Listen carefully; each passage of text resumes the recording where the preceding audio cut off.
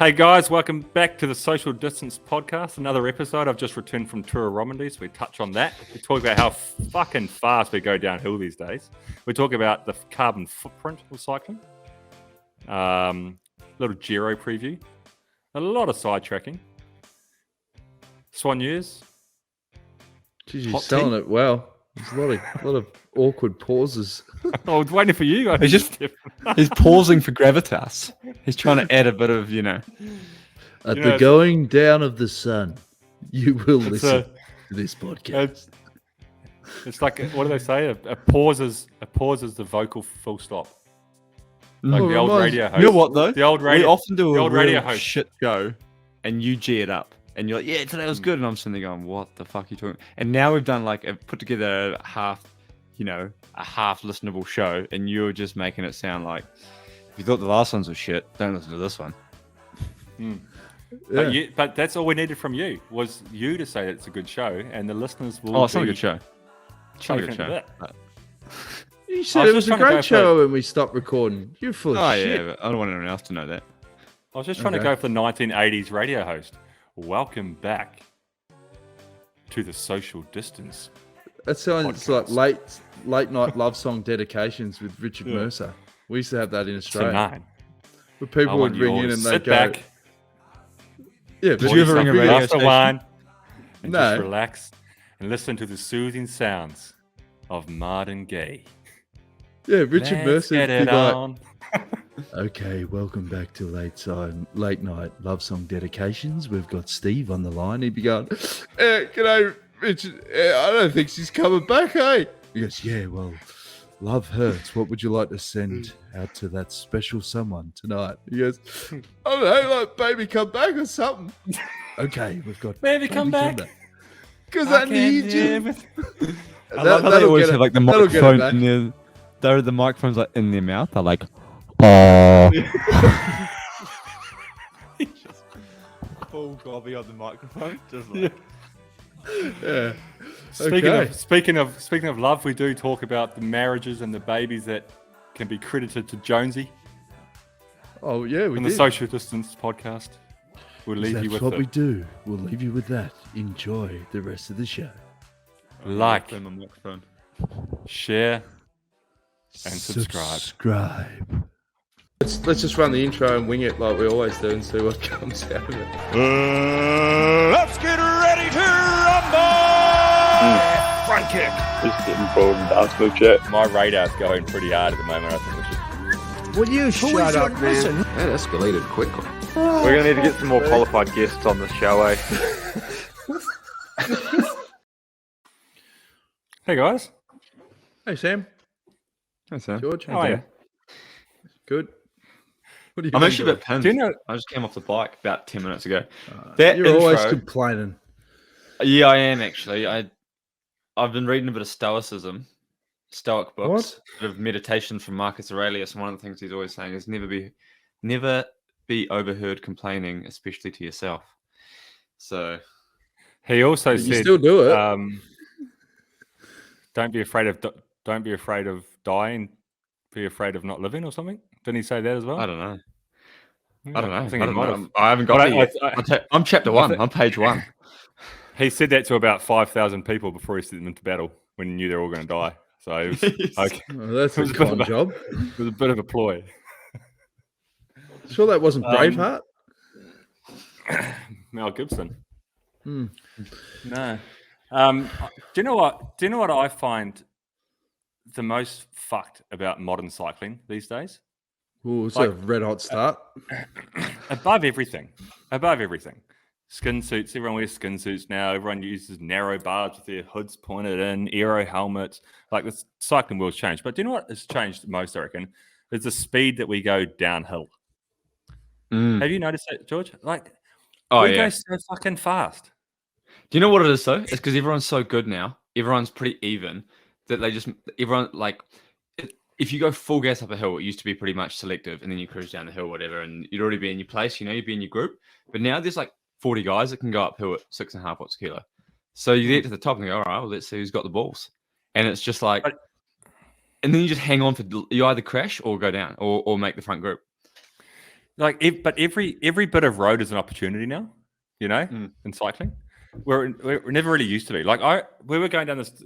I bring this up because the Tour of Romandie I've just got back from Tour of Romandie, and 2 days ago on the mountain stage, exactly kind of what you say. Like Bahrain decided they're going to Jumbo were leading, Jumbo were riding, solid, and then Bahrain decided they're going to take it up on this climb. They went full gas, and it was 30-minute climb, hard, real hard, but there was still 100 guys in the bunch at the top.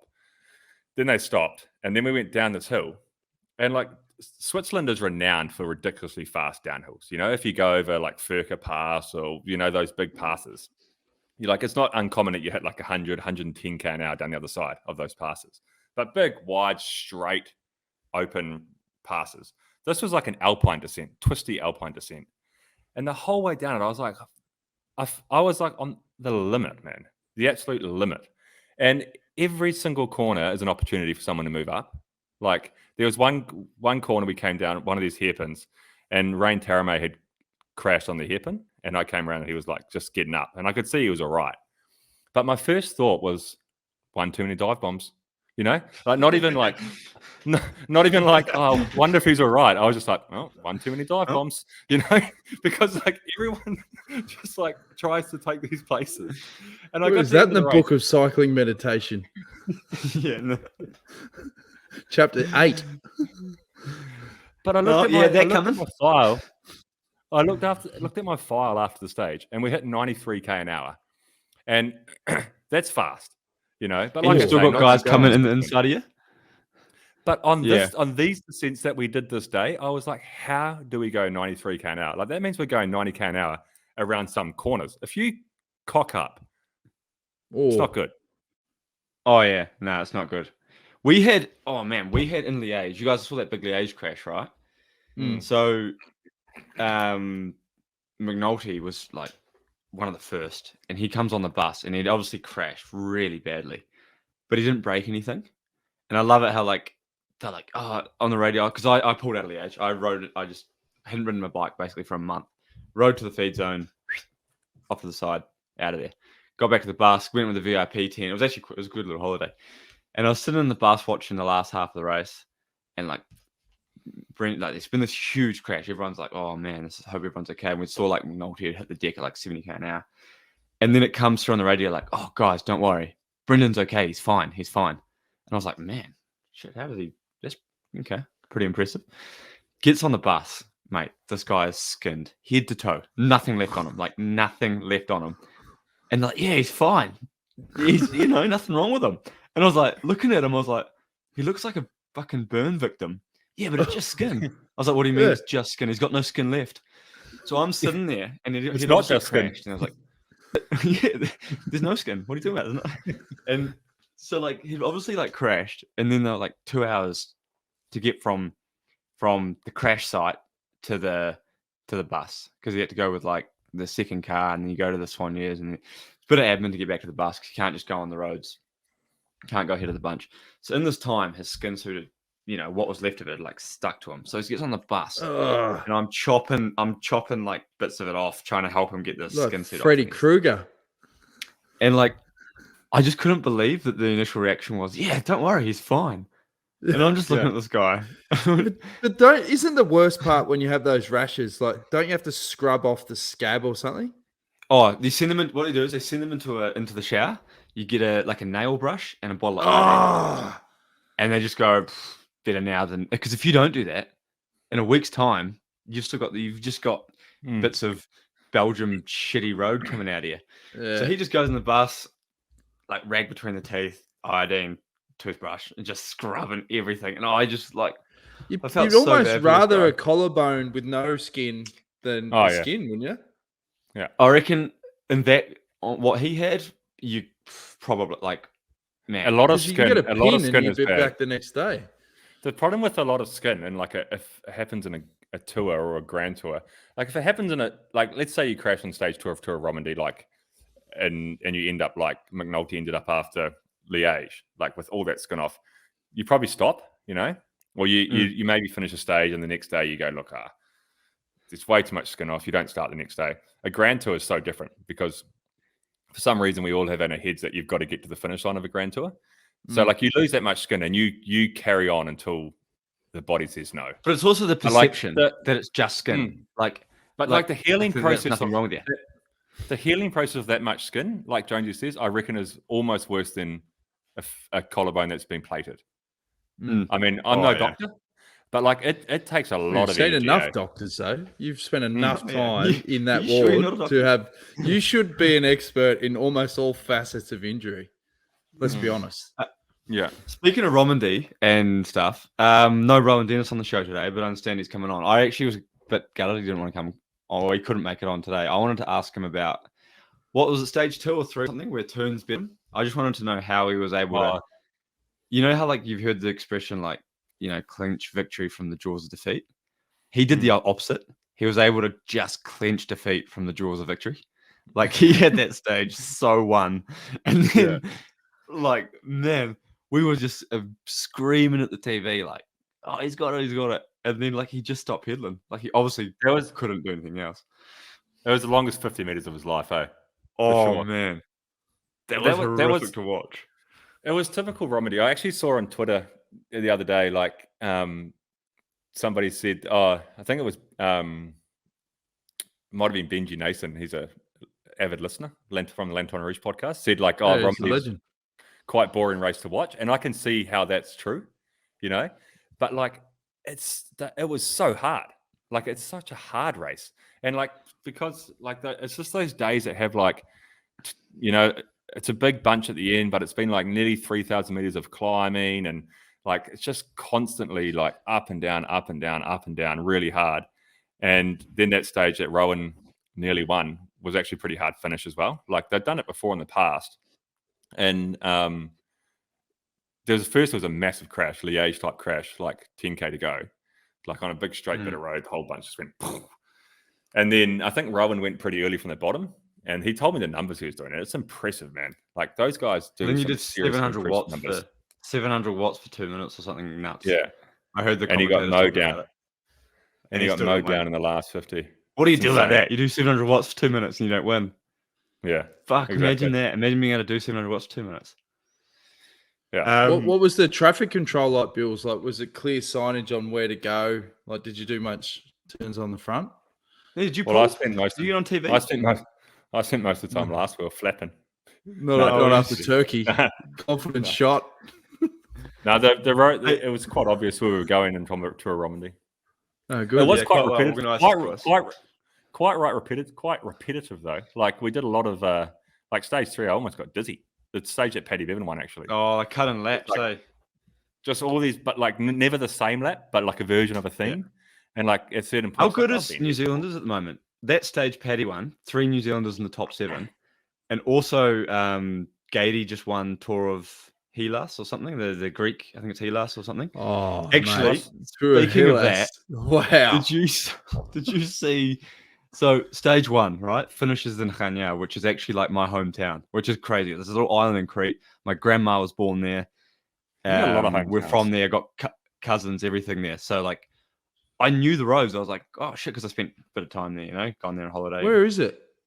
It's a little island off the bottom of, you know, if you go Athens and you go down, there's this island. You got Heraklion is the main city that's out of there. Oh, okay. Road across to Crete. So Gady, I didn't know how it happened, but he was away in the front, wins by like 2 minutes or something. This bloke comes in, second group. Oh, here we go. If you're watching on YouTube, you're about to see it. Look at this. He comes in, sprinting for second, thinks he wins, posts it. Oh, God. Seat breaks. Shocker, eh? Seat breaks. How's the Black Spoke guy just abusing him as well? I didn't realize that until now. Watch this. Whoever ran like from Black Spoke, stops, looks at him, gives him the hand flick. Gives him the, what are you doing, you idiot? That's good for Black Spoke. I reckon he would have been saying, hey, you're right, mate. Oh, hang on. I reckon. I don't know. Nah, that didn't look friendly. Nah, I reckon it was friendly. It was friendly. Yeah. Billy's right. Right. That was just a genuine look of concern. And then he's given that. Nah, I think he's all right. Or he could have flicked him earlier on in the stage and he's just said, well, serves you right. I reckon that was your comeuppance. Oh. Yeah. We didn't really explain what's happening to people listening on on the audio. He posted. He celebrated thinking he won, but his seat broke, and he's just gone, fucking hit the deck directly. Yeah, he would have lost skin off his ass. Aaron Gate was a minute 40 up the road. He obviously didn't realise he's won the bunch sprint for second. Posted a double hand salute, like he's just won stage 1 of the Tour of Hellas. And as he's posted the double hand salute, his seat rails have snapped. And he's gone straight off the back of his bike. That's a combination of two very rare things happening all at once, eh? Yeah. That's a humiliator already. It's a humiliator celebrating for second, which could happen. Like I could understand that could happen. But like they're talking about that on the Wenger show I do with cycling tips. I push buttons. I don't have to be on it. I save my bullets for social distance. But they did all like the greatest celebrations for coming second. And then that famous one, Bewls from Clarkey, came up at the Giro in 2015. And the most common response to try and save face is, "No, I knew I was coming second." Like it was to celebrate. Like he took the jersey that day and he threw like the arms out, full stretched, like bullshit, mate. Bullshit. You like Clarkey's a great guy, but come on, mate, just own it. Just own it when you fuck it up and you throw the hands in the air and you salute like you won the stage. Just own it and just go, sorry. Yeah, fuck. Do you know the best one I've ever seen? And this, I don't think there's ever been a better one than this, is in the Giro maybe like 3 years ago. They came in and they did 2 laps. And this bloke attacked. And it just started sprinting like, a lap. So there was still a lap to go. They're going to come in and they start sprinting. And he's looking around going, shit, no one's on me. And he's sprinting and no one's following him. And he's like, oh my God, I'm going to win. So he gets along the line. Oh, have you got it? How did you find this? Well, I told you on Wenger they talked about it, so they had him. There it is. So he's posted up, and then he's looked around and gone, "Oh no, we've got a lap to go." He's posted it for like 500 meters as well. Yeah. I love the one where they've done like they've thrown both arms up and they're not even like the big smile, just both arms like like the Alaphilippe win at Liège, like the hero, like the full hero one, and then he's surely when he sprinted, like he's gone. Yeah, that Bahrain guy there when he didn't win that stage in the Giro that he thought he'd won, he's posting it like you say, like the big like come at me champion. 500, that's the 500 champion meter salute. Arms as wide as it possibly can go salute. That salute is him basically just going, how fucking easy was that? How easy was that?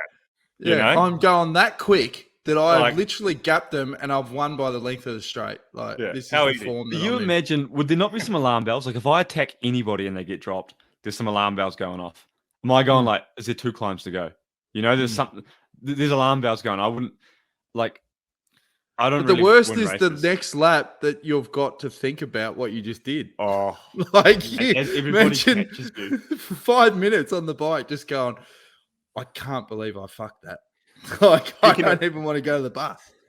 We're talking about people who saluted when they get second. What about 2 days ago in Romandie when Vlasov was second to Higuita in the mountain stage and he saluted? Did you see that, George?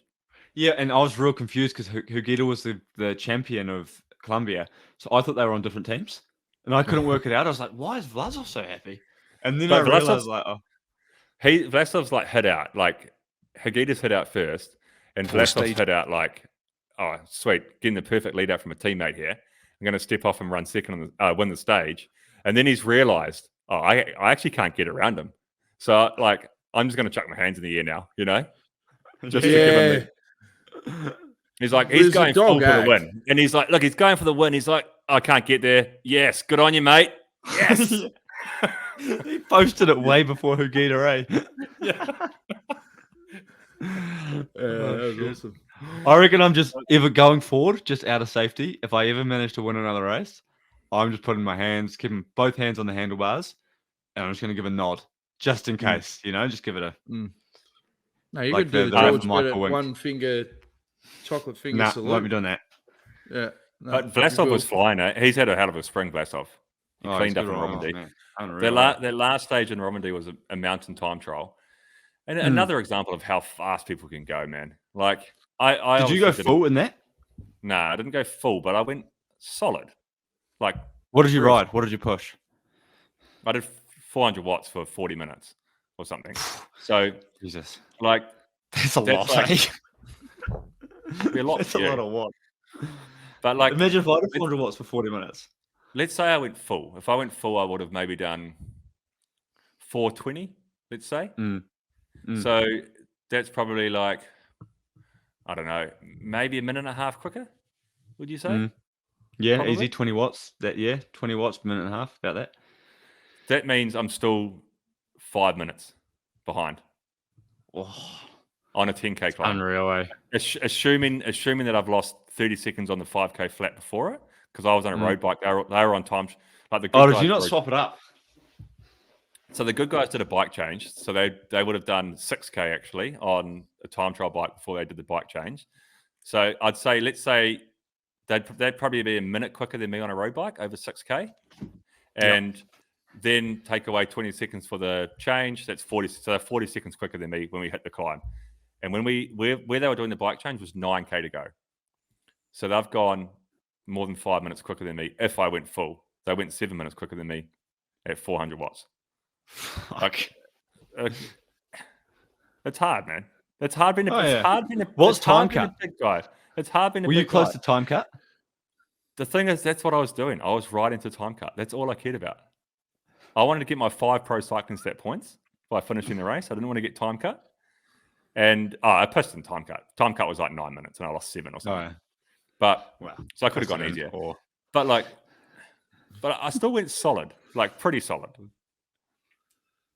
Mate, it sounds like Yeah, you need that's to it. find your passion for cycling and just get back on the gravel. That's where it's at. Criticize some road riders and get back on the gravel. Get back on the gravel, mate. Like, you don't have to Jump worry it. about time cuts and all that shit. Just get amongst it.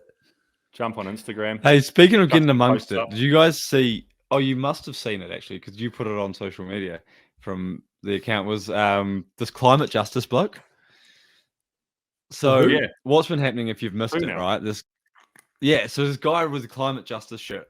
Oh, So yeah. someone's winning solo in the classics in Belgium, or I think it's also in Roubaix. He was there maybe. This bloke jumps the Flanders. barrier, runs in with this climate justice t-shirt behind him, and everyone's going like, "Fucking hell!" Like, what if there's a guy come? You know, if there's any riders coming, this guy's going to cause a huge crash. And like, it actually started really annoying me because, he's actually having the reverse effect. Like, I am a big advocate for climate. You know, for the like how bad Looking climate after the planet. change Saving the is. world. Saving the world. Saving the planet, you know. I think that's the biggest thing that's affecting humans in the world, right? Like nothing else matters, really. At the end of the day, everything else, all the Inflation. humanitarian problems, everything like this, it all irrelevant. They all irrelevant. Like when you put it into perspective that none of that's going to be worth a pinch of shit because the world's going to be unlivable in, you know, however many years. So I'm all for climate change, but when I saw this guy jump in the barrier running with this climate justice shirt in the middle of a bike race, it actually had the reverse effect on me and made me just want to go and like burn some plastic, because I was just like, you're just pissing me off. You're like, you know what I mean? Yeah. It was like, you it's such an own goal. Like, do something productive. Don't And jump on a bike race and cause it's a not as fire. if it's going to have the, as you said, that desired effect where, you know, he's such a pest by doing it that way that you go, oh shit, yeah, like good on him. Everyone goes, no, was anyone going to go, oh, I'm going to ride to work now because of that bloke? no. Or is you said. any world leader watching Liège or Tour of Flanders and going, what's this guy on about? Climate. Yeah, Climate? Ah, are we Shit, doing have something we- about that? Yeah. Hang on. Can we get the second? Rose. What are we doing about climate? Climate? What's Who's going with climate? What a We climate need do? to get a meeting now. What's Look into climate in this. jail for? Bloody planet's warming. He needs a Fucking retrial. hell. Get that guy's number. We need to send him a letter of thanks. And while you're at it, turn the Knowledge fucking out of this aircon on. climate bloke. Oh, fuck. Actually, like, Yeah. I would have to say that cycling as an activity, as a recreation, as a mode of transport is top of the list for saving the planet, you know? Like, It's up there, eh? maybe not. But maybe not top bike of the racing list. isn't. Probably walking in bare feet to work is better than riding a bike because, you know, but you know what I mean. But Yeah. professional cycling racing is not. The carbon footprint no good, of eh? professional cycling is absurd, and it is actually absurd to the If point you where ever is get that? dropped, or Buses when you get dropped, and cars. you realize how many cars are in that convoy. So you get passed by the cars, and you think there's 23 to 24 teams or whatever. So there's 24 cars, but then each team has 2 cars.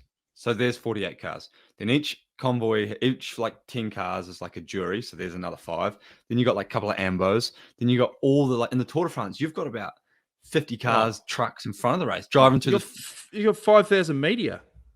Yeah. Yeah. You got people throwing How do they get sausages to off the the roof of their finish? car to fans. They're not right. Yeah, You know have how a I piece of justify cheese. this to myself, rightly or wrongly, is I often think about that and go, "Oh man, it's pretty bad." Like, so what's my options? Not be a professional cyclist? Shit option. Mm.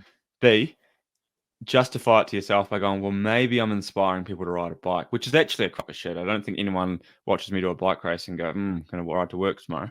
But maybe that is a justification a little bit, you know, if you want to ease your conscience a little bit. You could do what Woodsy does, which is quite a noble thing, is he offsets all his carbon credits. But the carbon credit thing is actually completely different to what I thought it was. What I thought it was, let's say you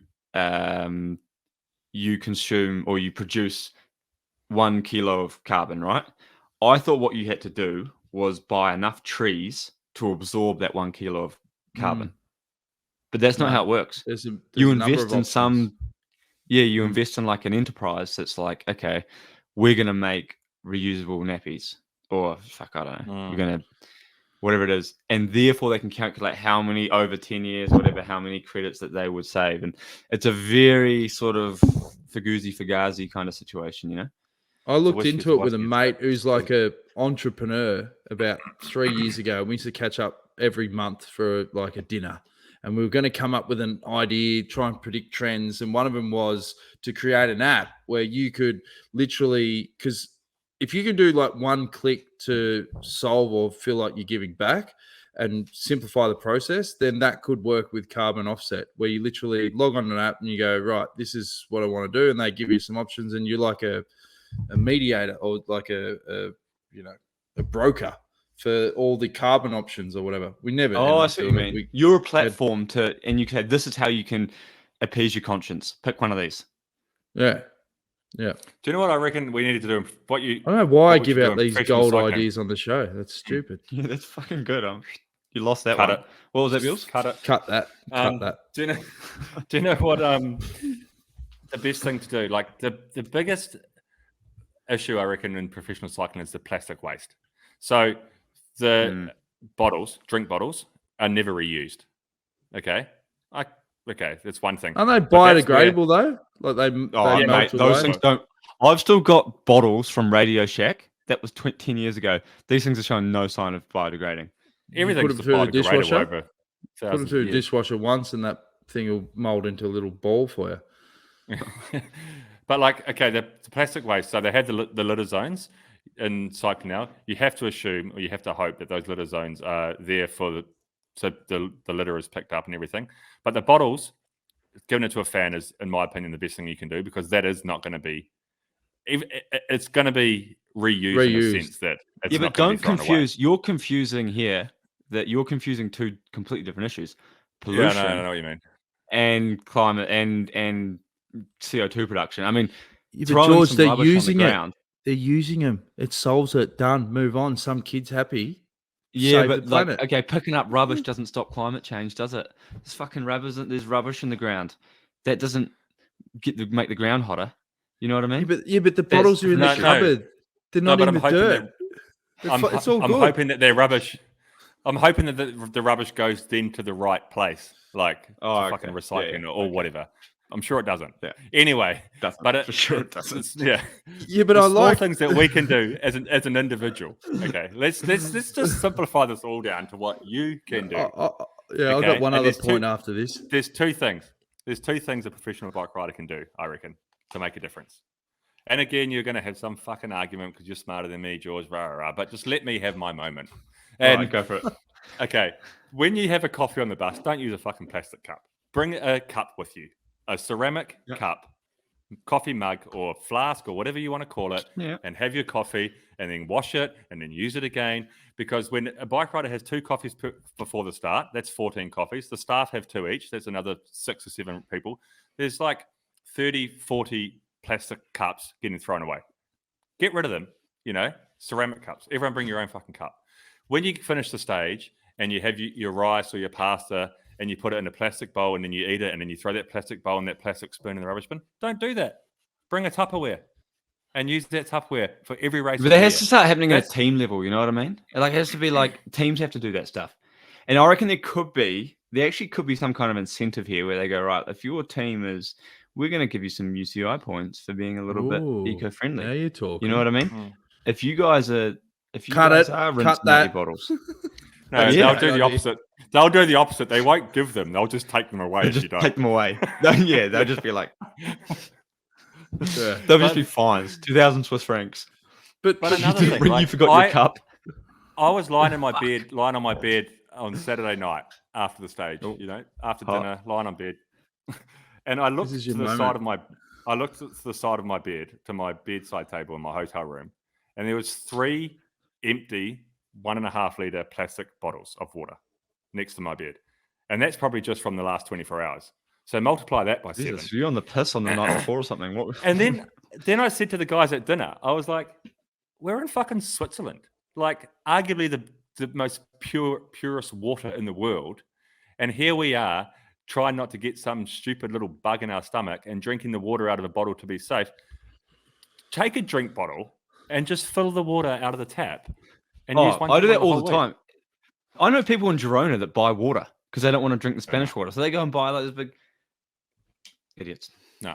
What my point was going to be is if you think that this generation's bad in terms of waste and that, what about what these pricks were doing like in the early days, like in the 40s and that? I remember hearing this article about off the coast of America where they had all this like nuclear type waste that they just put in these like barrels, and then they got in boats and just took them out, 80 k's offshore and just dropped those barrels. And only now they're working out that those barrels are starting to leak. They're giving and they're going, oh shit! But back then, they're whatever's going on. But I like I don't like, but in the 40s and early days, their whole solution was, mate, just bury it, just send it out in that drink. Yeah, there's that much out of sight, out of mind. Just get rid of it, and that's going to be some other bastard's problem because everyone looks at the old vision and it's like, oh, good early days and that, mate. They are assholes. We had this conversation. On Sunday, we were driving to the start of the last stage, and we were driving along the shores of Lake Geneva. And one of our directors there, he lives there on Lake Geneva. And we started talking about the lake, and he's like, "Oh, it's actually pretty deep." Blah blah blah. I was like, "Oh, it makes sense. The mountains go straight into this lake." And he said, "Oh, what they've just been working out recently is that after the war, the military just went and dumped all these like weapons in the middle of the lake because the lake was that like a fuck you for not choosing a side." Was that like, we're neutral? Yeah, well, now you're going to fucking pay. Yeah, pretty much. So they've dumped all these weapons in the lake because, like you say, Jonesy, like 40, 50, this is 80 years ago, they've gone, no one's ever going to find that. How would you know? How would you find it? And then technology evolves, and then all of a sudden they're like, ooh, fuck. Yeah, it's like when you mentioned put stuff away at your house and you just sort of kick it into the corner of the cupboard and you go, that'd be right. I can't see it anymore. It's clean. Exactly. Yeah. Hey, speaking of entrepreneurial ideas that we've been giving away, I actually had one the other day, and I wanted to ask you guys if you think this would fly. Caitlin reckons it might. Have you guys ever heard of OnlyFans? Yes. Yeah. Are you thinking of going into porn, cycling porn? Well, this is what I don't know. So I don't actually know OnlyFans. It's not only for porn. But that's what I know. It's not just... So OnlyFans, I think, is like a subscription-based Instagram, right? And it's unfiltered. So I think like most people follow like men or women who give like you pay to follow them and they generally get their dick out or something. I don't know. Yeah. You're right. But I think that's just like a lot of it. But what I want to know is, as a business idea, could I start an OnlyFans account from like hot tips? You know what I mean? Like you pay to follow me and I give out hot tips about like, this is what to eat on a bike. This is what to, you know what I mean? You could. There's a guy, a rugby player called James Haskell. You probably know, George. He used to play for England. Yeah. He's got a podcast with what's his name? That's married to the princess, the other English rugby player. Narrows it down. Tyndall. And anyway, they've got a podcast and they do it on OnlyFans. So So you pay to subscribe? So it's like what's the other podcast thing that people do? Like it's like a network. I don't know much about podcasting. No idea. Neither do I, clearly. We've only just taught George how to make his microphone work. As of about half an hour. Wi-Fi is just hanging in there. Yeah. But yeah, in theory, yes, you can do whatever you want on OnlyFans. Like we could broadcast this on OnlyFans, and if people wanted to watch it, they pay. I just feel like it would raise a lot of questions because there could be a lot of innocent listeners just downloading OnlyFans for, social distance podcast content and ending up down a wormhole, or just the stigma around. Yeah, but OnlyFans. reading some of the comments on our videos, I think that our clientele would probably be doing that anyway. You think they're already most on of them are- OnlyFans? They're already on OnlyFans, mate. We've got a lot of classic units, particularly from New Zealand. Shout out to McKiwi brothers. But they're on OnlyFans, I can guarantee it. So if you want to transition, I think Are they walking in those circles? Yeah, but what do you classify as a hot tip? Because if I'm going to pay for content for George Bennett, I don't want you going, okay, guys, make sure you eat your veggies, and here's a nice fucking soup. No, hot tips. I I've got a couple of hot red tips. hot. Yeah. Okay, a hot tip from today. Give us a for free example. one. Give us a free one. Okay, a free one. Here's a teaser. Yeah. Today, I went training in Andorra, and it was fucking cold. It was 1 or 2 degrees and raining. So every bit of clothing I had, whatever. I'm not going to do one of those punishing videos that every pro cyclist seems to do and go, this is how you dress in cold weather. There's no bad weather, just bad clothing. Yeah, fuck off. There's bad weather. It's so much bad weather, especially in Andorra. It's always bad weather. This is the shittest climate in the world. Anyway, so do you know what I did? Hot tip. Throw some plastic. I in the ocean, left the warm it house up. with boiling water in my drink bottles. With Hot Melted the boiling fuck water. out of them. Couldn't use them. That's actually a good thing. This is another insight into the pro peloton. Hot tea is a thing. So Oh, but don't get me started. I had the biggest argument with my team no. about hot tea. Don't get me started on either, but I'm going to start. So there's I this told you tradition to in do that cycling. at the Giro that year, and you fucking ripped me a new one. There's this, No, there's don't this- start me on this. I said hot tea. I said I'll fucking have hot tea with a cookie while I'm watching Netflix. That's the only time I'm drinking hot tea. But it is a tradition in cycling that the moment the thermometer drops below like 10 degrees Celsius, Souigners and teams start going, oh, do you want hot tea in the bottles on top of the climb? No, I don't want fucking hot tea at the bottom. Like I have a different gripe with it. So I like getting a hot bottle. Why does it have to be tea? Like when and ever do you go training and drink tea? Like fuck tea. Make hot Dorsless. What's the hot drink mix? Like just if you're gonna make it hot, don't suddenly go, okay, we've been drinking What, Milo? electrolyte for 350 days a year. Well, let's suddenly start making an English breakfast and put what are you talking about? Just heat up the if you want to make heat up the That's a hot electrolyte tip. You've given away 2 freebies. Like whatever you're drinking on the bike is not for enjoyment. Oh yeah, cup of tea. Like you're not going like, oh yeah, that was a hard climb. I'd love a cup of tea now. Cup of tea and a lie down at the top. Pass the Bas cake. Cup of tea and a lie down. Just give me the carbohydrates I need and the energy source I need. Give me Heat 90 it up. grams an hour. The thing with the Souigners is like, if you think the tea's shit and you don't want it, you can't just say to a Souigner because they're real fragile. They love their job. And these, for people who don't know, Souigners are the ones that do the massage, they do the bottles, they do the lunch. They do the job of 4 or 5 people. But I've never understood that job in terms of when I first got to a race and was understood what they did. It's like, why isn't 3 people doing this? Some bloke must have been working his ass off in the 70s and set a standard that was just crazy. And then everyone goes, sweet, we don't have to buy a masseur. We don't have to do all these fucking jobs. So they're cooked. So you can't say to them, I don't want fucking tea. You got to go, no, I'll pass on the tea. Thanks for the offer. Very I had it kind. once in my life where I was in the tour stage in the breakaway, and it was I can't remember what the stage was. Oh, it was into maybe Morzine or something, and it was a mental stage, crazy hard, and a huge fight for the break. And I make it into the break, and it's so hot.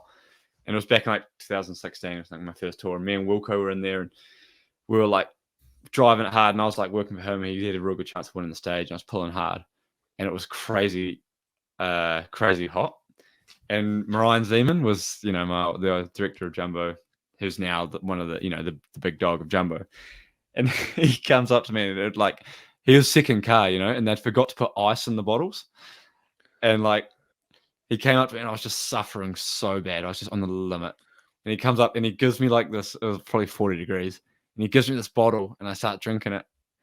And it's hot. He's got it confused. He got the hot tea in there or something. And just been sitting in the sun. It was 40 degrees. So anyway, I take a drink and I'm like, oh, it's hot. Throw it on the ground like a spoiled little brat. And then I was looked down, I was like, well, fuck, I've got no more water. And at this stage, the group had come from the back, the peloton had come and they'd pulled all the cars out. So I just thrown my bottle away and gone, fucking one, give me a cold one. No. And then I was like, oh, now I got nothing. So there's a lesson in that. You forget that water's as hydrating in any state, eh? Yeah, exactly. Warm water's still hydrating. But the thing with Souigners is these guys and girls, they are born helpers. They are actually, you have to have a special personality to be a Souigneur because you have to be completely dedicated to just helping and wanting to help the athletes that you're working for, So every single thing that they at do, a party, if you think about those people you remember from when you were young, you get massively on the piss, and there'd always be those couple of girls or that guy that would look after all the drunk people. You know what I mean? And whereas I was just off in the clouds going, fucking, where do we go next? All of those people at the party that have got the dip trays, oh, would you like another bit of cabana? And you go, fuck, man, you've been around here 5 times the last 10 minutes. I'm good. But they just keep going. And then later on, you're like, hey, Johnny, chuck some more sausage rolls in the oven, would you? Yeah. Then you start taking advantage of those people. Girl. Yeah. But they're born helpers. So everything that they do and everything that they suggest, whether it be hot tea on the top of a climb or whatever, is because they want to give you the best. They want to help you. So you always feel like such a prick if you shut down their idea, because then they feel bad. They're like, oh man, we the other day I didn't have a massage before the last stage. And that's not uncommon for me at races. When I do a tour, especially a grand tour, there's certain days where I actually don't want a massage today. I just want to lie on my bed. I just want to take this hour I've got between getting off the bus and dinner just to read my book or, get on Instagram or OnlyFans or whatever. Just chill.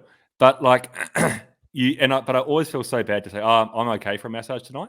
Because then they're always like, oh, are you sure? And then you start to think, oh, they're wondering did I not do the massage well? And all this. It's nothing to do with that. It's just I just want to. Couldn't you just say, give us a quickie? It's me, not you. It's me, not you. Just been on OnlyFans. Can you give me a quickie? Do you know what I sometimes do? Is even if I've got 2 full bottles in my bottle cage, and I know that Souigneurs have driven to a bottle point, and they've been sitting there for hours, and they've driven all the way there, and no one's taken a bottle. I'm just bottle. And now I've got 3 full bottles, And then you just ride with it in your pocket to the next little zone. Yeah, and then you're talking about wastage. Fucking hell, George. Burn some plastic and some plastic straws to turtles. On Saturday. I heard this good thing about turtles the other day. It was just let turtles try a cardboard straw and they'd understand. They'd get it. Yeah. Shit. Anyway, big race starting on Friday. Yeah, we did a Giro. Cut yours to Dunkirk. Yeah, 4 days of Dunkirk. Oh, no, kicks off on Friday. No, Dunkirk finishes on Friday. What do we got on? The Giro. The Giro starts in Hungary. Finally, it's starting. It's 3 years after it was supposed to start in Hungary. It started in Hungary. Really? Yeah. Well, Hungary's on the border of Ukraine. So it's correct. It's pretty close. Is it?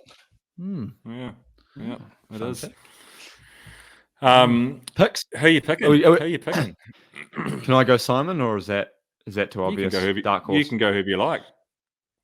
Carapaz. Go your favourite and then No, I go go your... Joao. Do you know who my real dark horse? We all have to pick a real dark horse and see how they confirm. And like when I say dark horse, it can't be like Almeida because he's been, for me in my eyes, he's one of the big guys that could win. It's got to be someone that you go, someone who you'd go. I'm not surprised that he finished in the top 10, but unlikely. And do you know who mine on is? the podium. Mine is Lucas Hamilton. Wow, that is a darkie. That's a dark horse. Yeah. Especially because he's got a lot of work for Yatesy, but you reckon how much of an engine he's got, that guy, and like a tactical play by the team, put him up the road when he's still close. Yeah, on GC. I could see it exactly. I reckon it could be a bit of opportunity. Well, 2020 Giro was fine. Yeah. Yep. So you're saying had like a shit run this year. He's been bronchitis, and then he had COVID and everything. But he's fucking. I reckon he'll be good. So if you're picking like he's sitting 9th on GC at 4 minutes or something, tactical play, chuck him up the road, that break goes to the line, all of a sudden now he's 30 seconds off the lead. Yeah, I mean not to win. I'm not picking him to win, but I'm picking him to turn some heads. Yeah, I like it. What about Valverde at 56? Years old or on the betting odds? No, is that his age or his odds? How old is he? He's 42, isn't he? 42, I think. You've got to love riding bikes to still be pushing the pedals at 42. You've got to love racing bikes. You've got to love everything that comes with the circus. Yeah. You know? I was getting sick of it just filming it. I think it's one of those things you just can't stop, right? And I fear that I'd head that way. I fear that... I was talking to Caitlin about this last night, that going like... Retirement for me would scare the shit out of me. Because I'd suddenly just have all this like manic energy and you'd just be like, it's easy to go out like what is this morning, go out and just absolutely flog myself. And then I come back and I'm probably like a slightly normal person. Imagine like I had to vent in like an office space. Oh, this morning, so you've been one of those guys that smashes their computer screen and stuff. You would be having weekly meetings with HR. Where they'd be literally pulling you in going, George, we've talked to you about this. You're already on 2 strikes. We love your energy, but, mate, you do that shit again. We're going to have to let you go. This morning, I have got back from Romandie. Hannah got back from a race as well last night. So woke up this morning, lazy day, not riding, went for breakfast. And then we're like, what are we going to do now? It's like midday. We wandered around town. I went into a couple of shops, critiqued heavily the Spanish fashion sense in a few clothing stores. I thought, who the fuck would buy these clothes? Not me. You didn't go to Desert Wild, did you? There's just some terrible clothes here. What are they? What's the biggest article of clothing that's really grinding your gears? The shoes. Horrible. Why? Shoes. Great people. I can't even begin. They got clothes. Great people. They dress like dickheads. Yeah, I love the chappers. I've been there for 5 years, bro. What's changed since I left? They were just normal bloody snakeskin. Love a snakeskin leather. Oh, you shitting me? Yeah. Like Croc Dundee. Anyway, I was walking around town. I was walking around town looking at these shoes, and I thought to myself, and I don't often say this, I thought to myself, thank fuck I've got this podcast to do this afternoon because I've got no direction in my day. No direction. I'm lost. I was thinking the opposite all morning. I've got no drive. I've got no motivation. I mean, I was thinking, jobs to do. Fucking hell, it's 10:15 at night. Let's just get this in the can. What are we talking about, boys? Let's go. The last thing I wanted to do there was do a podcast. But here we are. Yeah. That's it. Well, that's the Giro preview. The Giro's going to be a good race. Wrap that up. Well, we remember this time last year, Bewls, you and I did the Giro preview. We ran through like stage by stage analysis. So we had maps and we were predicting how George was going to go. And we had him penciled in to win it. I've got another dark horse actually to take the pink. I think Paddy Bevan's going to take pink. He's not going to the Giro, man. He might struggle to get it. There you go. That's what. Why is he not going to the Giro? It's an uphill sprint that he can sprint. There's a prologue he can prologue. Oh, there's not a prologue. Time trial second day, but that doesn't matter. He can clearly do that well. But he's not there, so he can't. He's a man in form. He is a man in form. So they're not taking him, or he didn't want to go. Well, I don't know. Irrelevant. He's not there. Okay, moving on with the preview. Winners. Simon, Carapaz, and Bardet. What about Dumoulin? Yeah. What about Dumoulin? Actually, there's a lot of good riders. I think Joao's going to be really good. There's actually a lot of good riders there. Landa, Yeah, Bilbao Baggins. What about Dumoulin? Like he's been a bit off this year, but he was pretty good in Amstel. Like he was in the sharp end at the pointy end anyway.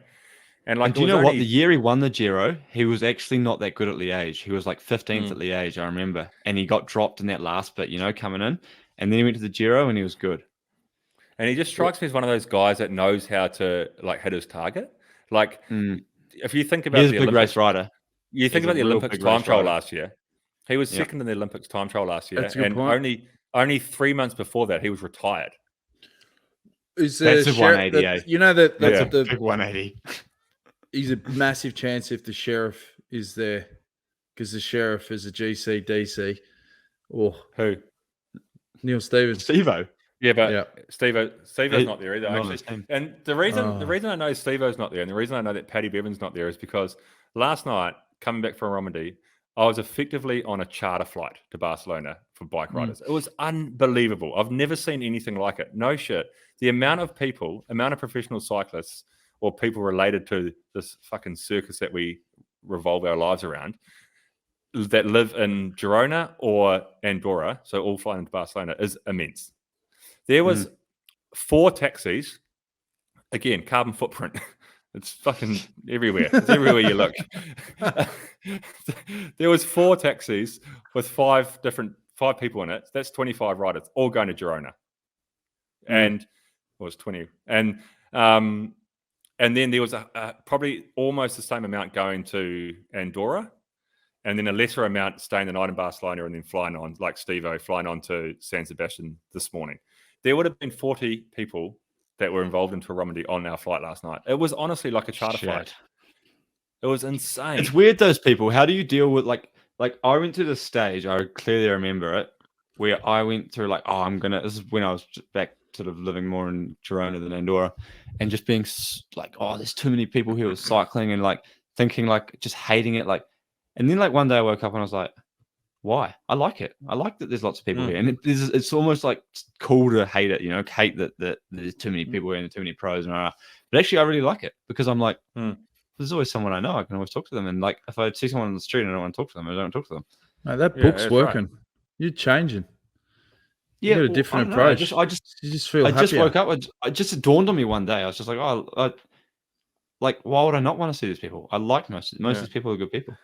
And you and I, or the three of us, Jones, when you were living here, we're all, in a sense, extroverts. So we don't mind being social. We don't mind seeing people and having people around us and things. If you're an introvert and you wanted to like go to your bike race, do your job, come home, and then slide into your cocoon, well, you'd be fucked if you lived in Girona or Andorra. Well, where I live, top of a mountain in Andorra. There's not many people up here. No. But since I left G-Town, I used to bring people together. Let's be honest. Like those bloody movie nights and any excuse, because I didn't have to race. I didn't have any commitments. I didn't have skin You were folds. just a black hole. You were just a vacuum of form. You just suck up people's goals and I could have ended more careers than I started in that job. But there's a number of marriages and a number of babies that are credit to your introductions. That's right. Yeah, that's right. There's a lot of hand jobs given under blankets at those movie nights. Yeah. Cut that. All right. So, on that note, who's going to win the Giro? Superman Lopez. I'd love to see Astana. I'd love to see Astana get up. I've got a soft spot for that team. Do you know what? I'd love to see the Shark have a good one. Nibali. Oh, yeah. He's one of my favourites as well. Just get behind the Kazakhstan team. Yep. Did you guys see that video I sent through about 2 minutes before we started this podcast of Danny Navarro taking a sticky bottle, the most outrageous sticky bottle ever? Yep, I've got it. Okay, try and play it on for the YouTube people. So what the story is this guy's in Vuelta Astoria. That's where Yatesy was. Oh, you started too late. Start back. Yes. Look at this bloke. So this is to finish 12th in the GC. This bloke's holding onto a car going about 50k an hour up a hill.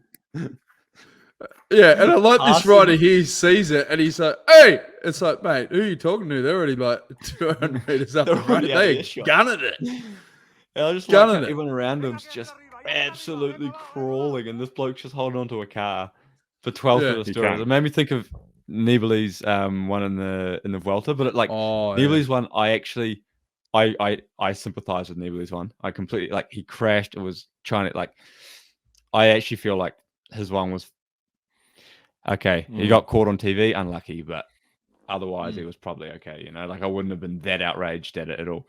But this one from Navarro was just what was he Yeah. up to?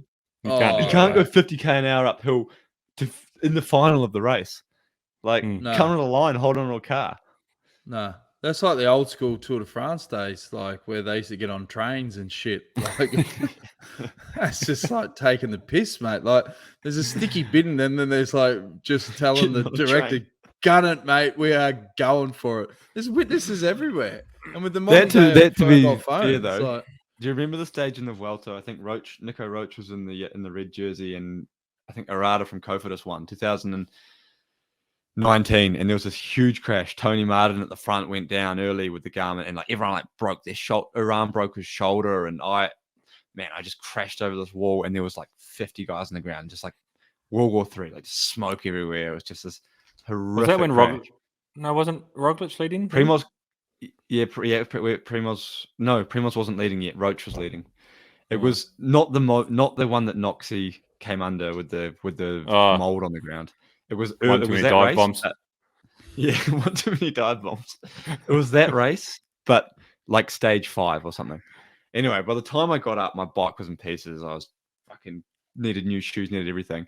I was 20 minutes behind the race, and so I got on a car for so long, but otherwise I was out of the race. So what do you do? You know, Yeah. there's time and place Been for done. it. Yeah. But not coming into the final of a stage race. No, it's a funny grey area, that's for sure. Speaking of controversial people, just to finish the show, does anyone have a contact to Elon Musk? Do you reckon he can get my old Twitter account back? I've still got it loaded up. Remember that? For the new listeners, about a year ago, this guy called Tika Tawari, a Bitcoin mogul, great advice. He hacked He's a my legend. He's a bloody legend. He hacked my Twitter account and infiltrated my 15,000 followers or whatever I had at that point, and gave out some arguably terrible advice about Bitcoin. And I never got my Twitter account back. And so now I'm running just the fucking peasant, no blue tick, unverified Twitter account with fuck all followers. But What do you got? I'm going to Musk, set you up. maybe Musk can get it back for me. Oh, he'd be up He for owns it. it. What do you make Yeah. of him? It's interesting. I've been reading a bit about him because there seems a lot of outrage. Mate, you don't even show up when Oh yeah, there you go. Oof. Jeez. How many is he rocking? How many fans? The 2,500. rebuild. Oh, that's all right. Jeez. And you're I trying haven't put a lot hard too. You're still tweeting. No, I'm You're not. still tweeting. No, A You little haven't bit. done those videos Anzac. in a while. Those You're cooking just videos. virtual signaling. You need to get back on the. yeah. You got a lot of virtual signaling tweets. Anzac Day, Yeah. teamwork. Fucking. Oh, Just do it's something one real of those controversial. underscore accounts. Sam underscore Bewley. Nah, Yeah. Exactly. nah. It's weird though the Elon Musk thing, right? Because so many people are outraged, oh, he's this. It's weird because you get probably not really podcast chat, but he's you just get all these so many outraged people just outraged about one thing, and it's if he's for example, he has an opinion about something, maybe anti-lockdown or whatever, right? Therefore, everyone goes, "Oh, you're this far right Trump supporter," rah rah. But on one hand, he's maybe doing more than anyone else for what this whole show's been about, climate justice, So then you would say, oh, he's actually this lefty greenie, rah, rah, rah. So you just get everyone just trying to say what this guy is and being so But outraged. He about him. loves it. He does it because he knows that they get so pissed off, Yeah. and that's his point. And then he deliberately stokes the fire to say, "I'm going to write shit that will blow this thing up to prove my point. Like when he goes, I'm going to first order of business, I'm going to put cocaine back in Coca-Cola. Yeah. And everyone's going, you can't write that. And he's like, well, Yeah, I just exactly. fucking did. I just Yeah, did. Yeah, right. who's gonna stop me? Yeah. Because I own it. Yeah. That's That's it. It is a bit scary though, one man having that much power though, right? Like that is a little bit like, okay, slippery slope. But at Well, the it could of end the up day, like MySpace. Could kill it. mate. Twitter Tom is from MySpace. it's entertainment, and the problem with the problem with information, the fact that what he wants is free speech and all that.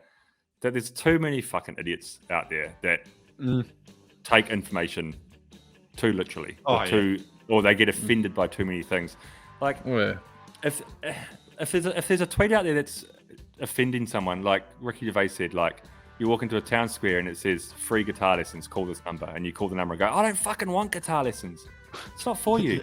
It's not for you. You know, just walk away. That's such a good analogy, eh?